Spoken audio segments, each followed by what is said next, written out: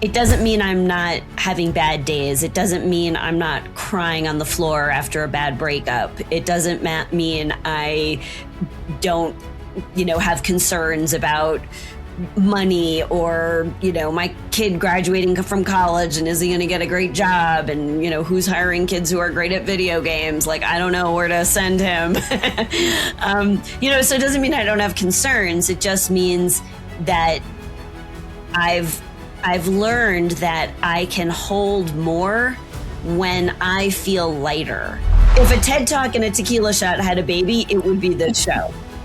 I'm really inspired by you because every single person in this room today bought a ticket to something that they'd never heard of.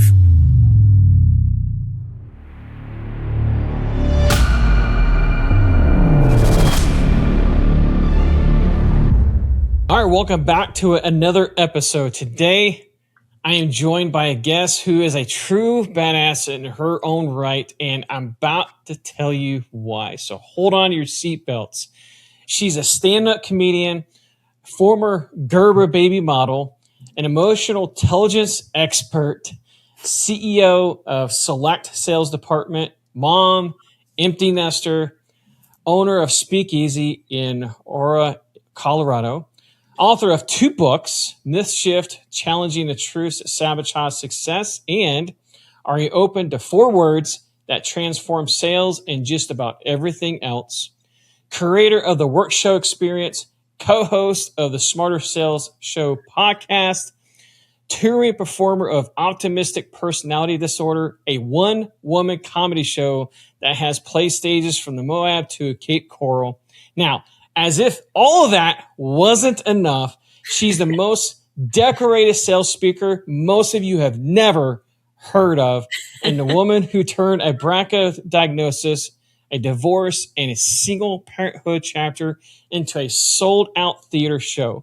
Kahn, my friend, welcome to the show. I'm super excited for this. Wow, Karl, that might have been my favorite intro of all time, except I should probably update my bio. I never actually published that second book that Are You Open to? So I need to freshen up my bio. I wrote it. It exists. So that's true. We just never got that onto the shelves. I just got sidetracked with being a playwright, and that really captured my attention. So I never did the book. Sorry. No, it's all good. It's all good. Maybe I should have my team reach out for do some more research, but nonetheless, still that is a very stout resume, right?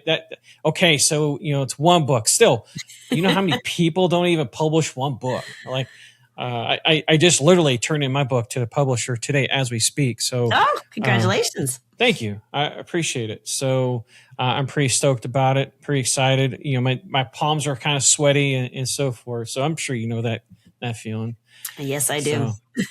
But I'm super excited, for this because when my team initially reached out to you, the working title was sometimes the only way through is to laugh it out, right? And looking at your bio and everything, you just have this comedic aura about you, and even in the room, I'm like, yeah, we're gonna have a good time. We're gonna have a good conversation here.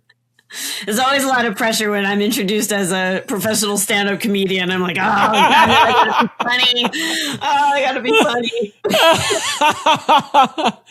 You know what? Just being natural and being authentic. That's sometimes we can just have the humor there, right? And just have a good time, no agenda, and just be ourselves, right? And so I have no doubts. But Merritt, because of the amount of time we have, take me back, before SELLect, all of this, things you have accomplished before the book, before the stage, the youngest general sales manager for a startup radio station, which I forgot about that.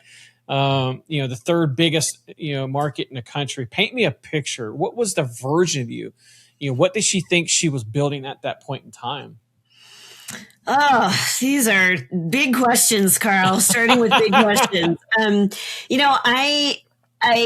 think I always wanted to make a difference for people. Maybe not, as a young girl, I think, my hobbies included anything that you could wear a short skirt for. So baton twirling, cheerleading, ice skating, tennis, like those were the things I enjoyed. I don't know what it is about the short skirt. It's a good look for me. So that's sort of how I picked my sport hobbies. But I always liked that, entertainment. So if you think about it, even those sports that I picked, I wasn't playing, softball and soccer. I was doing things that were like deliberately about entertaining the crowd, and inspiring and motivating. And so even as a young girl, that was what I loved. And I was in all the school shows and all of that kind of thing. Like, I organized clubs. I had a little club as a young girl. It was called the Greatest Gals. And the reason for that, we had a banner, we had jackets with Greatest Gals on them. I mean, it was a whole thing. But I wanted to be in a parade. And we had this big parade coming through our town. I grew up in White Plains, New York. And my dad called up and found out, like, how do you get to perform in the parade and march in the parade, and you have to be a club. So, okay, let's start a club. And, like, that's kind of how I thought, like, oh, that doesn't exist. Well, let's do it. Right. So I think being an entrepreneur really fed that. And now that I look back at my life, everything that I've done is really compounded to make me successful in the thing that I have loved more than anything, and found that it gives me a chance to make a difference more than any other place that I've landed in my life. So understanding sales and marketing, being a salesperson and a sales manager, and running a sales training company, and then the emotional intelligence to deepen my understanding about people. So all of the things just kind of led to, okay, well, now you're a playwright and you're doing a one-woman comedy show and you're touring the country. But really the show is to make a difference for people in the audience. And for some people, the difference is an evening of laughter and forget their own lives, right? Yes. And, that's a good difference to make. But for other people, it's the show makes such a difference because people resonate with it, people from all walks of life, and they connect with it in ways that keynote speaking and sales training and all the other things just, was kind of giving me a taste of, but not quite the impact that I have now. Yeah. Man, thanks for sharing. It gives us a great perspective. Yeah, I love to hear your thoughts on this, because you alluded to something here that, going forwards, a lot of the things that we go through doesn't make sense, right? In the individual seasons, chapters that we go through. For example, with you did so many different things. In that moment, it may not have made sense. Fast forward 10, 15 years, right, into who you're doing, who the person you are today. But looking back, it all perfectly lines up. Right. All the dots are just perfectly connected. Yeah. And I'm often reminded, especially as you're talking about this, I'm often reminded of that, don't worry about trying to connect all the dots forward, because it will never connect. You just kind of look backwards and try to connect dots that way. Yeah, I couldn't agree more. I mean, sometimes I've always been a really good goal setter in my life. And so I'll pick the object of my focus. And along the way, a funny thing happens. And it's like, the first time I took a stand-up comedy class was in 2014. And I have no aspirations of being a professional stand-up comedian. Like, that was not what I was going to do. I was on a path and I was kicking ass, and I was a keynote speaker, and that was really my business, my livelihood, and I loved it. And the purpose of taking the stand-up class was to be funnier in my keynotes. And then I did 7 minutes of original stand-up comedy for 300 people on my very first time on a stand-up stage. And I left the stage and I was like, oh my God, what was that? What happened? Like something just happened in my body. This is otherworldly. And I still don't know that I mean, I love the stand-up that I do, but it's my show that is really where my heart is. And I could never have predicted that. Like that was never going to be a goal. So it's the dots getting connected along the way, like you're talking about, that kind of creates this new opening for which you're perfectly suited to, but you didn't set out to. Yeah, that's 100% correct. As you're talking about your journey, emotional intelligence, and all the things that you've accomplished, and speaker, and all these different things. Yeah, it definitely makes sense, and all the work that you're doing now, right? But so you spent your 20s and 30s, learning how to read a room, right? Especially as it comes to emotional intelligence. And that's something I've been, especially in my season of life, I've been really interested in learning more about is emotional intelligence, especially in today's times. We've got, more than enough distractions and more than enough things to pulling out our, pulling our focus. For you, reading the bio, reading the room, reading the deal, right? Walk me into the version of your life right before everything you thought you understood, getting started with, was getting tested, right? What did the picture look like from the outside, and what was already off underneath, or did you feel that at all?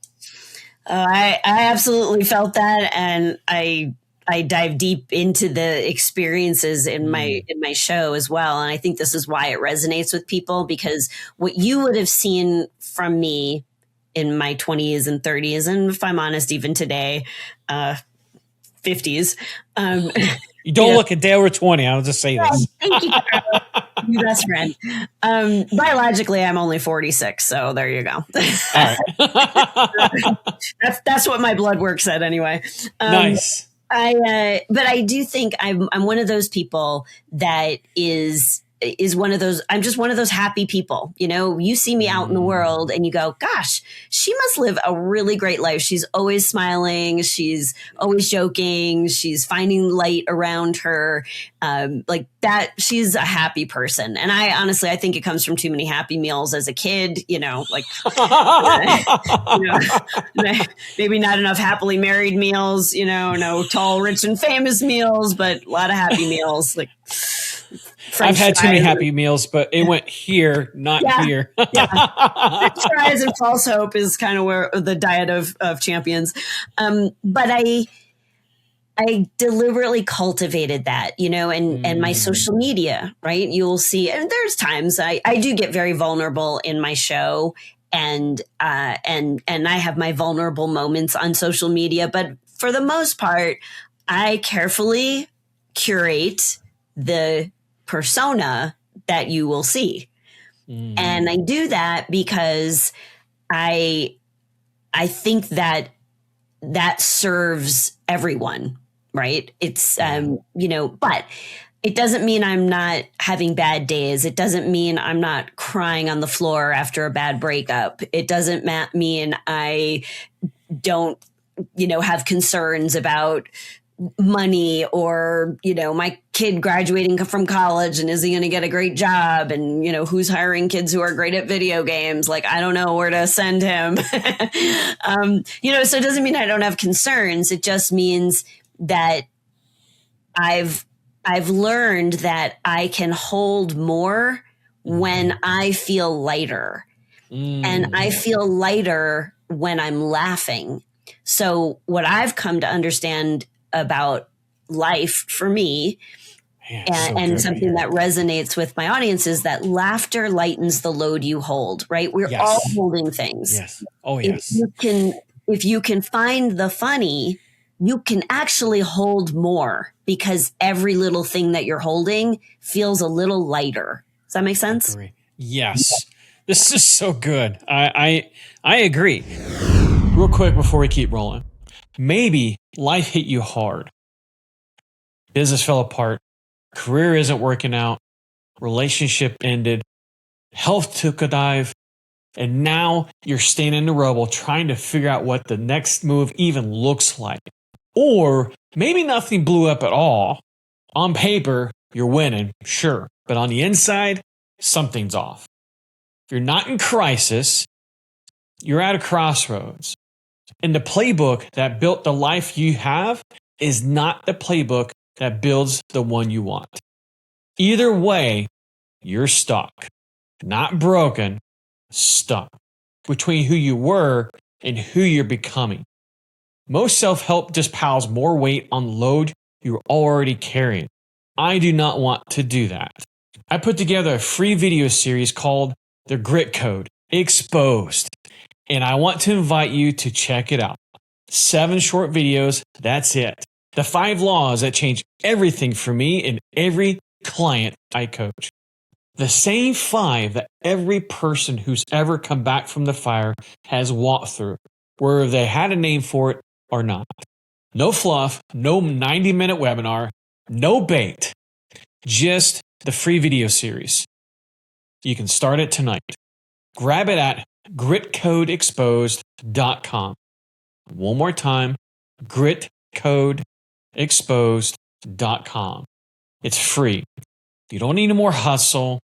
You need the next version, and this is how you find it. Check it out. See if it speaks to you, and if it does, I'll see you on the inside. All right, let's get back to the conversation. Now, let's go back to a statement you made just previously, right? You said this, in passing. I don't think you really took note of this, or even audience for that matter, but I did. Is your blood work said you're 46, right? You've achieved level 46, right? And so with that, you kind of gave it away, and I know better. I never ask a woman her age. I was raised politely. I'll tell you, I'm proud of it. Like I'm actually 56, but according to Function Health, my blood work says no way. Yes, yeah. No, I don't believe it. I'm sorry. I'm going to have to ask for your birth certificate. But those are so audience. If you're listening, just imagine this is a truly magnificent younger look woman here that I had the honor of sitting here with.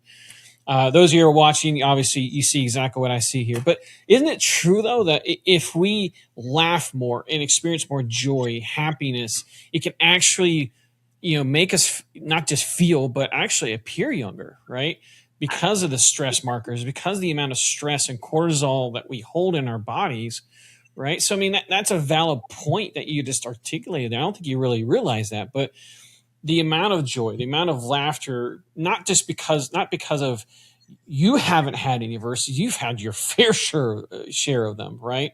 Oh, yeah. But in spite of that, you decided that this was the path you're going to lead. You're going to decide to inspire others for laughter. You're going to inspire others that, in despite of whatever their fires are, that they too can laugh in the moment of things. Because there is this video. I don't know if you've seen this. He's this, I can't even remember his name now. He was on a Diary CEO not too long ago. He was talking about how life should be a video game. Video game meaning we should be having fun. Going after the one important thing, right? And just have fun. Because people often look back, in their final breaths, like, man, I should have had more fun, right? Yeah. Think about it. Like, we don't people don't man, I wish I took life more seriously. Yeah, nobody's saying that. No. And if I may, I even look back like, man, my kids are over there. So, but like, yep, he certainly. But I often take myself way too seriously. I take life way too seriously because I'm chasing all of these different goals that you're talking about. At the end of the day, this is all a game, right? We should have fun, laugh and be around people who make us laugh, like you. This has been such a very such a great conversation. Only 20 minutes in, I feel 10 years younger. I'm gonna be a toddler by the time I get off this. I love it. That's awesome. Talk to Merritt. She'll make you look 10 years younger. I love that. I'm the fountain of youth, apparently. I should up my pricing. Yeah, you should. I didn't know I had that power. If I can just jump in on that, yes, I think please. the thing that I I've done a good job of learning how to do, and I don't know that it came naturally. I think I was probably, if you talk to my friends from my youth and, college and such, they would tell you, oh yeah, Merritt's always been kind of funny. I think I would have that image. But when I studied stand-up comedy, I actually learned how to think like a comedian. And that was a total game changer. At that time, my marriage was falling apart. It was falling apart before that. And I've always been a good journal writer. So I'm very introspective, and I'll write, not just about like, oh, what'd you eat for dinner today? I'm just like, I observe. I've always been an observer of myself. And so I would write about like what happened and, how did I feel about things, and what did I learn, and who am I being in that situation that happened, or that I had that reaction. So I've just always been a reflective person. And when I learned how to think like a comedian, I started asking questions like where I was observing what I was observing. And so, there's some comedians that make a lot of money out of like, what's the deal with old people driving out of the driveway? You can make a living like that, apparently. I've seen a few of those. yeah.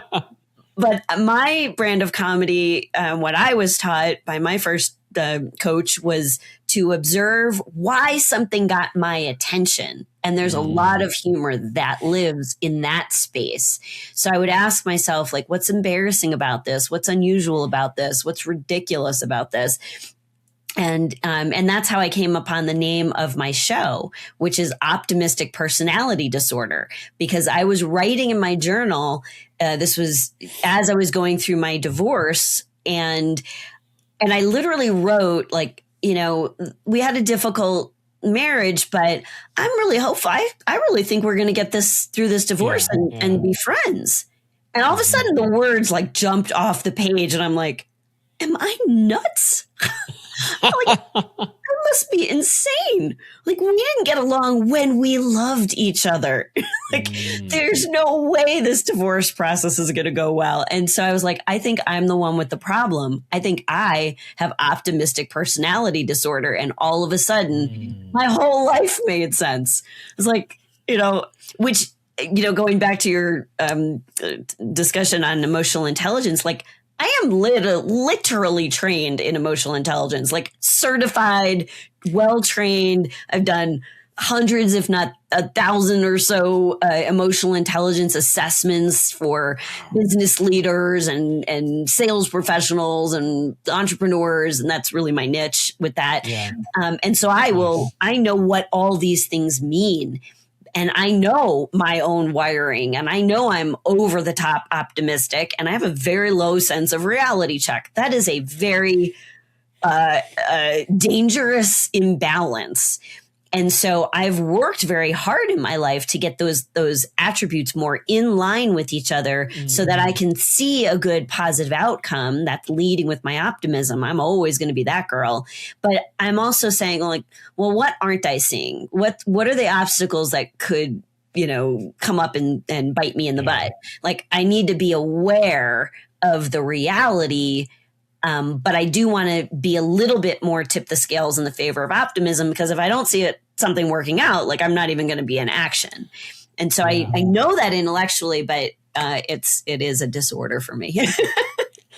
I don't necessarily view it as, I hear what you're saying, right? It's a label in my opinion, but I don't see that as a disorder per se. I see it more as a superpower, right?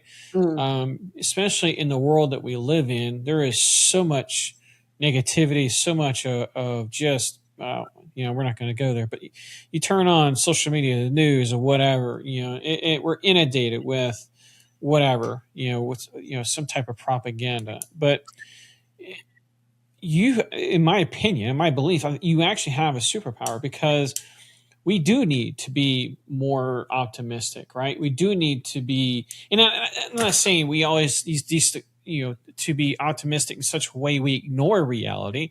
I'm just saying we always need to be optimistic and act as though everything will work out, right? Because in the end, guess what? Everything will work out. It may not be in the outcome that you desired. It may not be in the outcome that you initially have prayed for or thought of or whatever, but in the end, everything will work out. I think a lot of times it works out better than the smaller version that you had. Right. Exactly. I can remember being 19 years old. I went to a Tony Robbins event, walked on hot coals, did the whole thing. Wow. Yeah, I was huge. Still am a huge Tony Robbins fan. Same. Yep. I just thought that's what I want. And the radio station, by the way, where I was the general sales manager. So I had this vision of I want to be the female, much tinier version of Tony Robbins. I'm 5 foot nothing, and he's just a giant man. Yes. And then, fast forward, I became the youngest general sales manager of a radio station in Chicago, but not just any station, a station that was literally called Personal Achievement Radio. And it was a brand new concept in radio at the time. And we played a hit idea like a music station plays a hit song. So we played, back in the day, tapes from Nightingale Conant, all the motivational stuff. And we played a lot of Tony Robbins. Well, then we did this live event with Tony Robbins. So now I'm meeting him. We got this picture together. And nice. So it's and I could see it. I was well, he could do that and I could do this. And I'm on the path and I know all these people. We had a show with Les Brown and, I was meeting all these heroes of mine. Yeah, he's an amazing guy. And so, it was I saw myself making a difference with people. I saw myself on stages speaking. And because of the sales training business, I had that opportunity and that platform, and I was teaching. And so that led to, and then I did the stand-up thing, but all of that to do this one woman show, I never in a million years would have seen that for myself. It was so much bigger of a vision than I had the opportunity to even dream of. And now I wonder, I sit here and I'm okay, well, now I'm touring a one-woman show. I'm performing in for sold out theaters for people who, by the way, have never heard of me and never heard of this show. And they buy a ticket, I don't know, just because the tagline is cool. The tagline is... You had a great hook. Yeah, I do have a great hook. If a TED Talk and a tequila shot had a baby, it would be this show. It's a great hook. And, that is... I'm sold. And people buy tickets to the show. And at the end of the show, I always do this talk back with the audience. And I just tell them, I'm really inspired by you because every single person in this room today bought a ticket to something that they'd never heard of. Why did you do that? You had lots of other options for your entertainment dollar. And I'm just blown away. But I've had people say, they just felt drawn to it and they didn't know why they were there. But at the end of the show, they're oh, that was so relatable. And that was my life. And I get it. And I could never have I couldn't set a goal for that. But my little comedy show has made way more of an impact. I shouldn't say this. If anybody still wants to hire me as a keynoter for sales programs, still available. But I think that makes you more marketable. By the way, my comedy show is getting much more of a reaction than any keynote I have ever done for a business conference, it just blows me away. Well, that makes sense, right? Because in a business environment, you're expected to behave a certain way, right? You're expected to project a certain way. And thus, response is going to be pretty much atypical, right? Yeah. But in comedy, you're expecting to show up to get a laugh. You're showing up to get a show, right? So that makes perfect sense. Completely different venues. And I honestly, I think there's enough, and I think we're both in the same boat because I'm trying to launch my speaking career as we're talking about this. But I think we need more laughter. I think we do need more platforms for laughter, for comedy, or just comedy in general, right? That is relatable, especially in today's times when there's just so much going on that we do need some type of release, some type of outlet with no, worries, essentially, I guess what I'm saying, right? So that makes perfect sense. You do have a gift. I can just feel, I can sense that I need to, travel up to Denver just to go buy a show. Yes. Well, I take the show on the road. I'll come to where you are. You go get me a theater. I'll be Sarasota, there. Florida. Okay. Yeah, I go to Florida a couple times a year. My mom lives down there. So nice. Heck yeah. Well, that's great. Well, let's dive in deep a little, because we cover so much ground in how life has built you to, given you the talents and gave you the kind of like the yellow brick road, right? The Oz territory. One of the things we didn't really dive into much is to the story of some of the adversities and hardships that really, in a lot of ways, formed the person who you are today, right? Because we often look at the highlight reel success stories and, the person that's laughing here, it's like, well, that must be nice. It must have been an easy road or whatever the perception is, right? Mm. But if anybody paid attention to my introduction, I briefly mentioned you carry the BRCA gene, right? You had this diagnosis, which is pretty much like a huge indicator for breast cancer, right? Yep. Amongst other things, you had to do a preventative mastectomy. That's not a small decision for a woman, right? No. Walk us through how you got there. If who weighed in, who did not. Walk us through that moment, if you don't mind. Like, what led to that? So normally when a woman goes to a doctor's appointment and you do the health intake, they'll ask, any history of breast cancer in your family. And the thinking was that it was always passed down from your mother. Really, that was the conventional wisdom. And so you never really thought about like who's on your dad's side. And so I always answered that question throughout my life up until I was 40 years old with like, there is no breast cancer or ovarian cancer in my family. Well, I think my grandmother died of ovarian cancer, but it was my dad's mom. And that's how I answered the question. Well, I just didn't know. And one day my aunt called me. So my dad is the oldest of 4 boys. And his mother, my grandmother, was the oldest of 8. And in her generation, three women and 5 men in her generation. All 3 women died of breast or ovarian cancer. All 5 of the men lived a very long time, but don't quote me. I feel like all of them at some point got prostate cancer, but maybe not. But all of them who had daughters, there was some breast cancer that would have been in my dad's generation. And I was the oldest in the next generation. So there's this long history, and there's breast and ovarian cancer riddled all over the family tree on my dad's side. And it was my aunt, who's married to my dad's brother, who called and said, I think you should get this test I've been hearing about. And I'd never heard of it. And I was like, okay. And so I went and I got the test, and it turned out that I was positive. So when somebody in your family has breast or ovarian cancer, there are some other factors to think about, but it may make sense to get a BRCA test on that person who was diagnosed, because they have a 50, if test positive for BRCA1 or 2, then there's a 50% chance that they pass that down to their children, whether it's male or female. So obviously, my grandmother, we don't know because the test didn't exist before she died, right? She died like 50 years ago. But my dad was positive, so he had a 50-50 chance of passing it on to me. I'm positive. I have a 50-50 chance of passing it on to my son.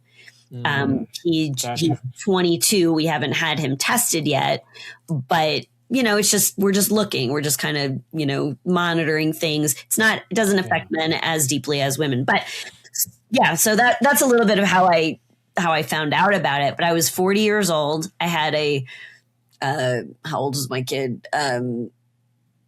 He was 5 years old at the time. And I thought,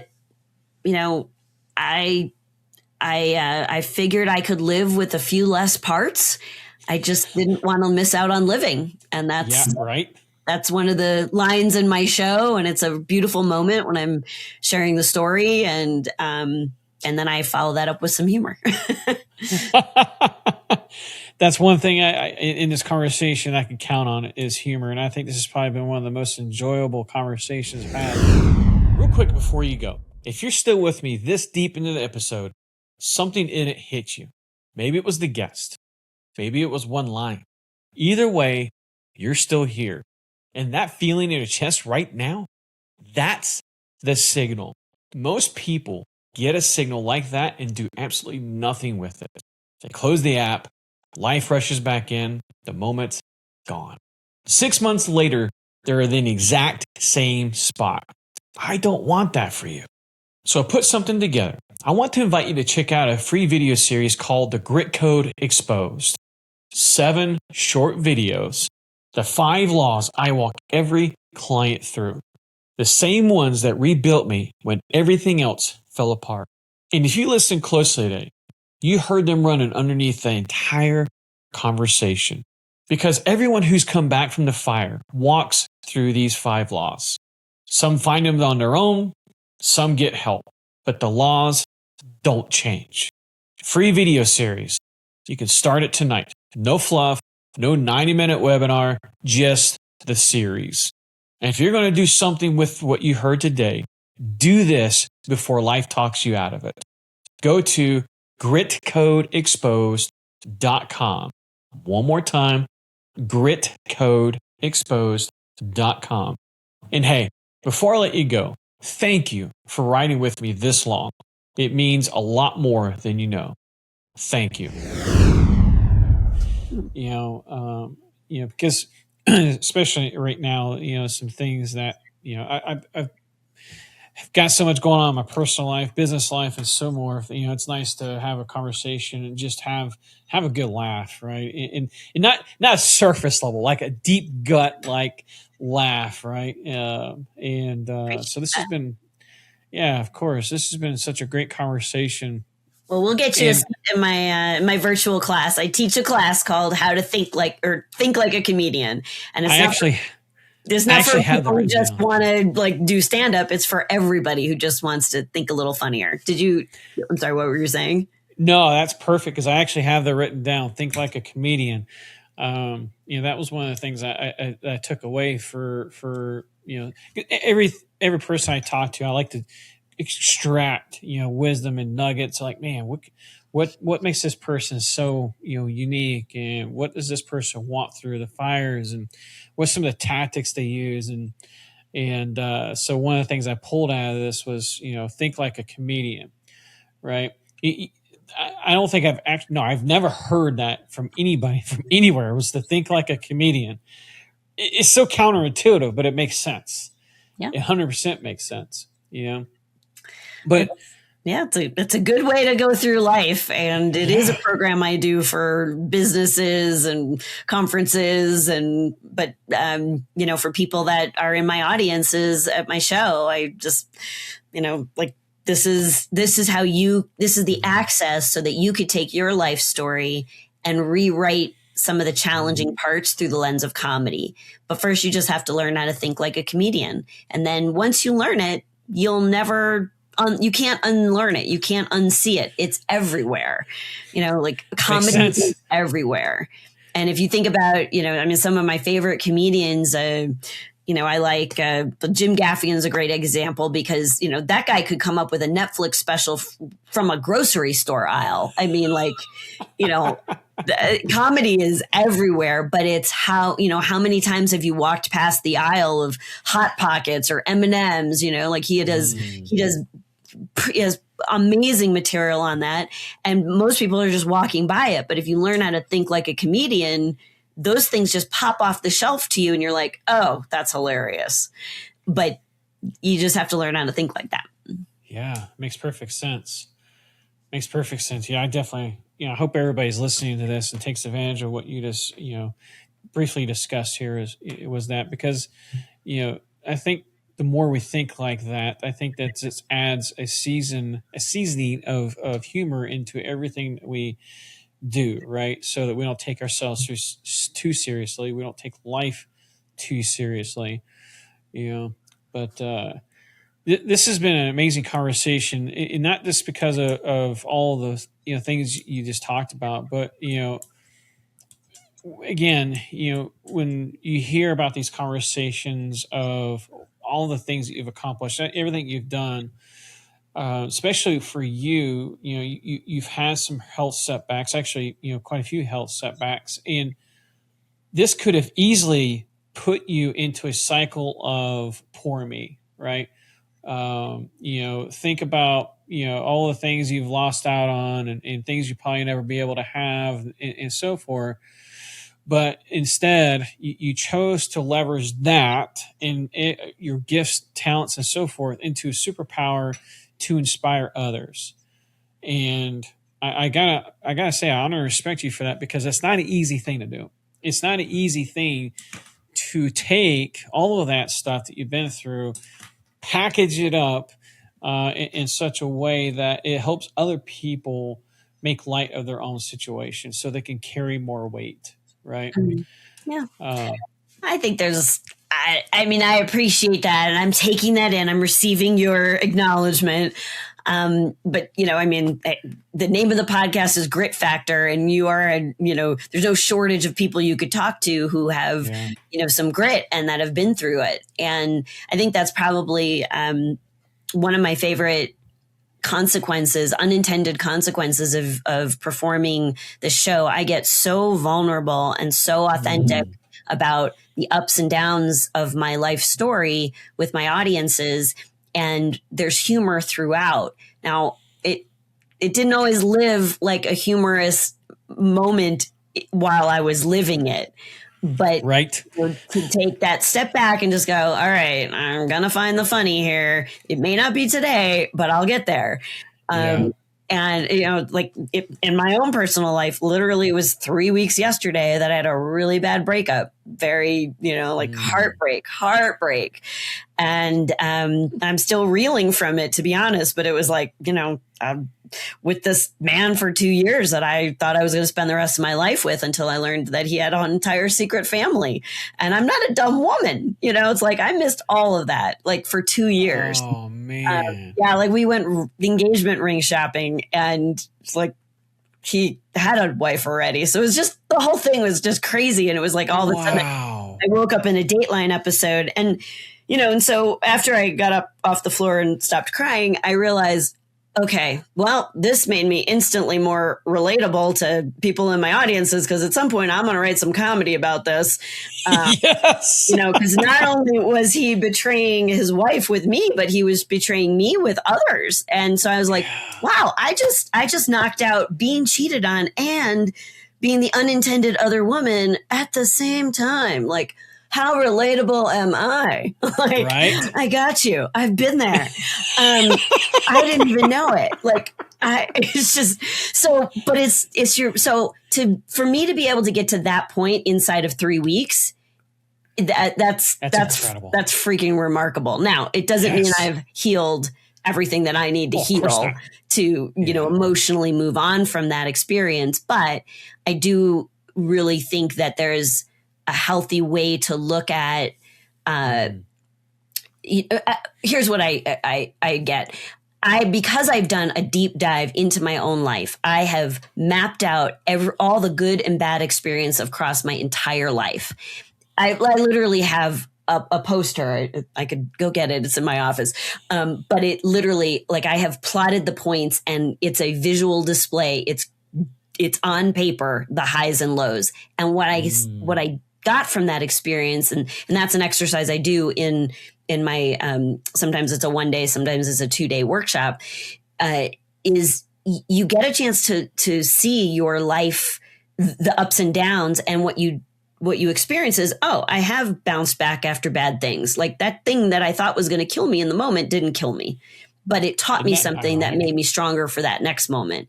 And so I know I'm being prepared for whatever is next. Like my show currently ends.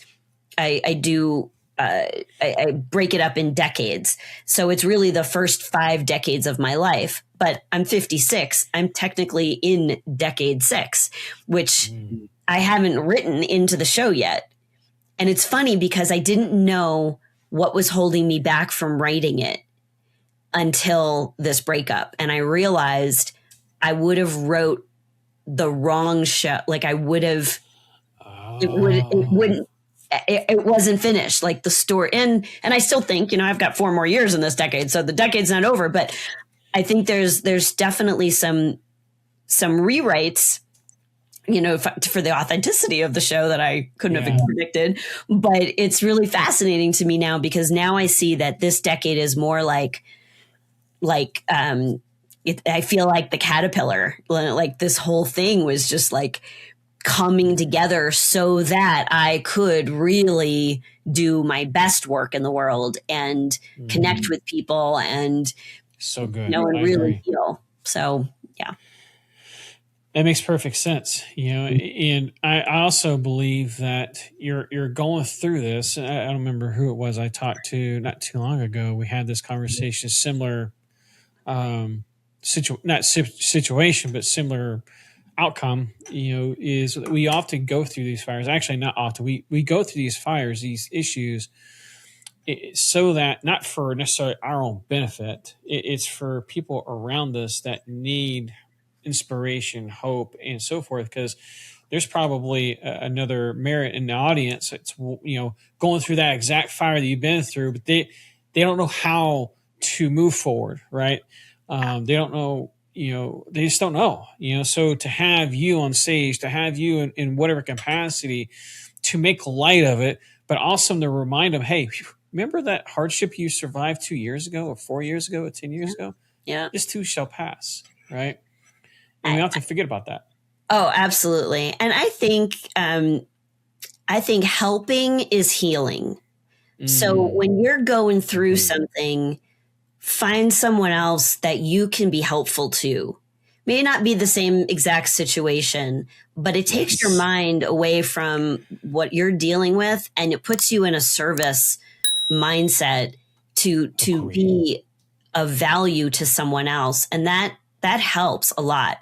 And this is such a serendipitous conversation, but yesterday morning, so today we're recording this on Monday afternoon. So yesterday morning, so Sunday morning, I get an email from a woman who was in my audience for optimistic personality disorder a week earlier. And she said, I just wanted to reach out to you. I was in your audience last week and I didn't know how badly I needed your show. I got married 6 months ago and my husband just kicked me out. He's leaving me and he is a narcissist. And I talk about my marriage to a narcissist. And I really would, I wanted to know if you, and she said, and I still love him and I want this to work. And why won't he wake up and choose me and all this stuff? And I was wondering if you had any optimism or advice from me. And I just emailed back. I just said, call me. And I gave her my cell phone number. And we talked yesterday for over an hour and I just poured into her and I listened to her and here's how we were connected. She bought a $30 ticket to my comedy show. And we had this connection. And then I woke up this morning and I emailed her, here's some resources, here's some things. And she just emailed me back before I jumped on the call. And, she's like, God, you're amazing. Like, you don't know me. You didn't have to do this. Yeah. You gave me so generous with your time. And all I thought was, well, of course, because healing, you're helping me. I shared with her my recent stories. And I'm just like, you don't know that helping you is helping me heal too. And I think we forget about that. And, it's just amazing the ways that we can connect with people and the grit that they can find in themselves when they witness it in you. That's so good. I agree wholeheartedly. I think the whole or the conversation in the last 45, 50 minutes really capitulates just in that, right? We sometimes get so wound up into our own fires and our own situations when if we can just take 5 minutes, 10 minutes and look for somebody else's problem, it takes the focus off of us, right? It takes the focus off of our own issues, our own situation, and that dopamine hit that we get off of inspiring somebody else, helping somebody else, it's enough to get us like, wait, shoot, I just came back 10 minutes later and realized, man, here's the solution to the problem or what have you, right? I agree with you. It really does something to our brain. It's the hit of dopamine or serotonin that comes into our brain or, whatever. Yeah. Yeah. I'm not I love geeking out on this stuff, but I don't know enough. I don't know enough to nerd out. Reactions to all of it. Have you seen that movie? It's called Heal. Yes. Amazon Prime. I watched it last night. I don't know how I missed it. It came out like 10 years ago or something. It's been around for a while. I missed it until last night. And it's just, it talks about that mind, body, spirit connection. And I think that's so important.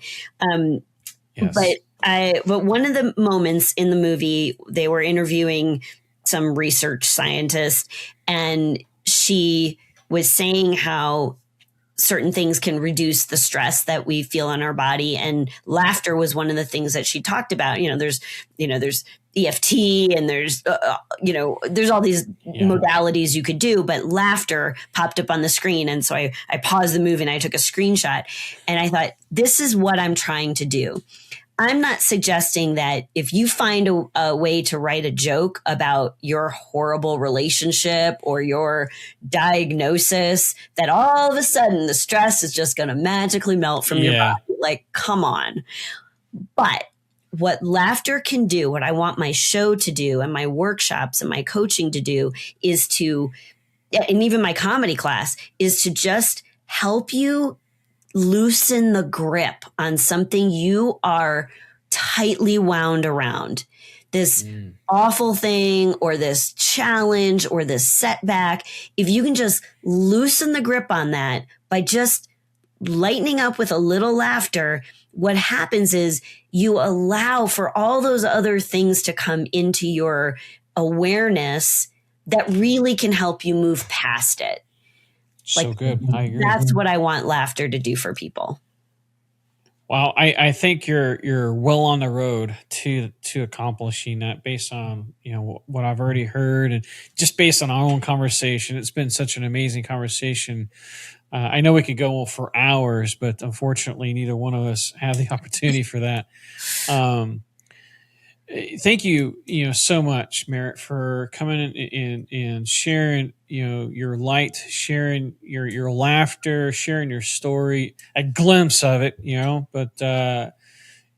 but again, thank you for sharing all this. I pray and hope that this episode has found another Merritt or another Karl that's needed your laughter, that is going to run into your show and get a ticket and be impacted by your story, because we need more of this, right? We need more laughter. We need more impact. This is what we need more of.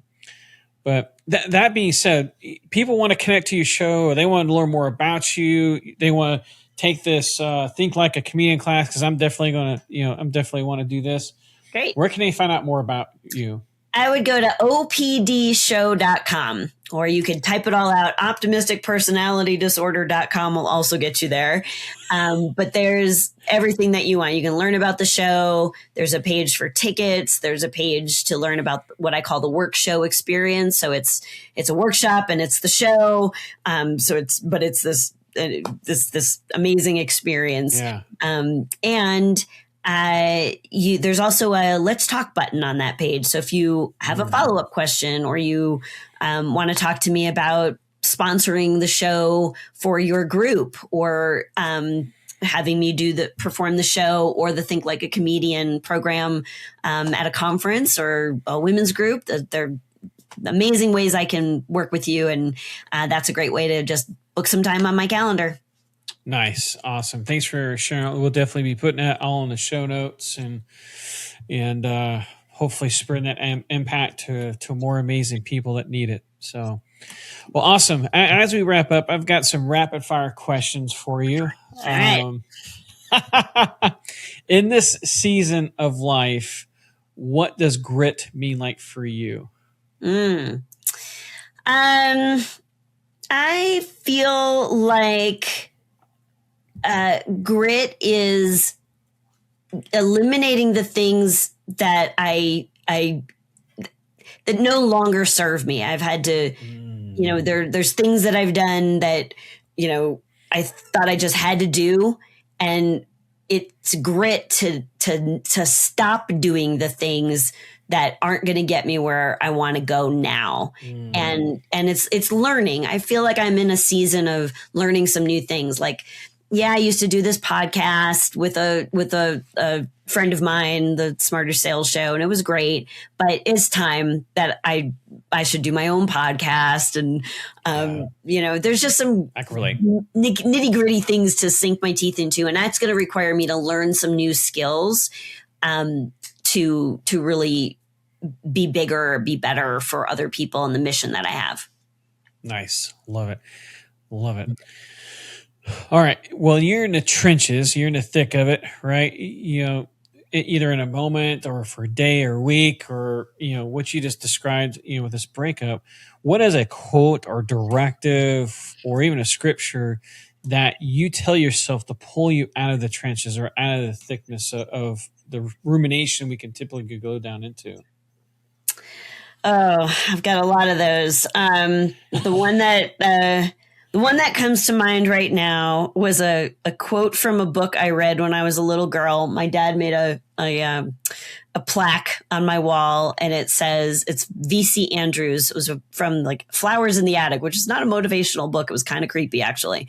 And I read it as a kid. It's like a young adult book.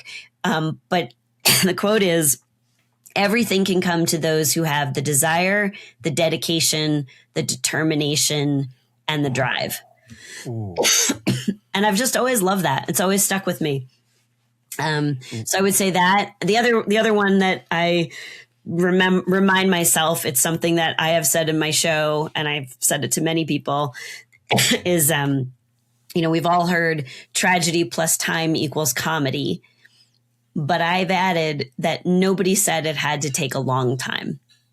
So find the funny as fast as possible is something I live by. Find the funny as fast as possible. So much gold here. So much gold. That first quote reminded me, you ever read the book Think and Grow Rich by Napoleon Hill? Yeah. I was going to say, of course, right? It's a very similar directive, talking about that. So, well, awesome. Well, this last question comes in two parts. Okay. I always love to give my guests an opportunity to challenge my future guests with a question. Now, the guest lineup is completely anonymous, and so far, every question has landed perfectly. So before I ask you for yours, Mark Schmidt, a previous guest, had this question for you. Again, for those who are listening. Oh my God. No, I don't. Just kidding. I don't know him. I'm like, dang it! Did somebody cheat? Oh man, totally full on my plan here. Sorry, what did Mark Schmidt say? Okay. In the moments when you feel like quitting, what do you do to pick yourself up and keep going? Okay. Well, true to form, I have 4 pillars of life that I think you have to be really good in. This is one of the things I teach in my workshop. If you want life to turn out, you have to be good with your health, good with your money, good with people, and you have to know your bliss. You have to make time for your bliss.